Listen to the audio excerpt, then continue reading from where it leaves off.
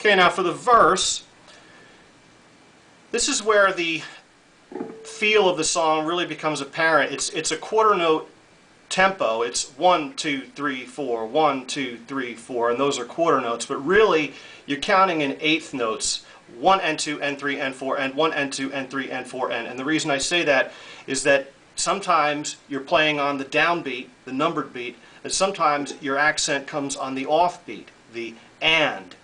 For example, in the verse, and I'll explain the frets and patterns to this in a minute, but the counting, okay, it goes 1 and 2 and 3 and 4 and 1 and 2 and 3 and 4 and 1 and 2 and 3 and 4 and 1 and 2 and 3 and 4 and 1 and 2 and 3 and 4 and 1 and 2 and 3 and 4 and 1 and 2 and 3 and 4 and 1 and 2 and 3 and 4. I made a chart.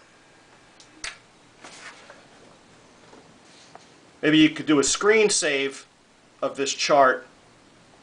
This is the verse, okay, all four, it's one line of the verse.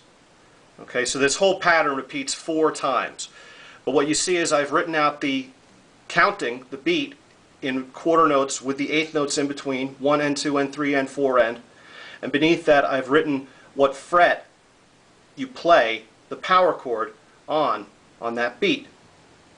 You see that sometimes the little figure starts on the downbeat, sometimes it starts on the offbeat. But you should really be aware of how these eighth notes play out in terms of the counting and the pattern. You should also notice that this last line, right, the fourth measure, it's the same thing as the introduction. So how this plays out, 1 and 2 and 3 and 4 and 1 and 2 and 3 and 4 and 1 and 2 and 3 and 4 and 1 and 2 and 3 and 4 and 1 and 2 and okay? That's one line. You do that 4 times and that's your verse. Your contribution left unnoticed some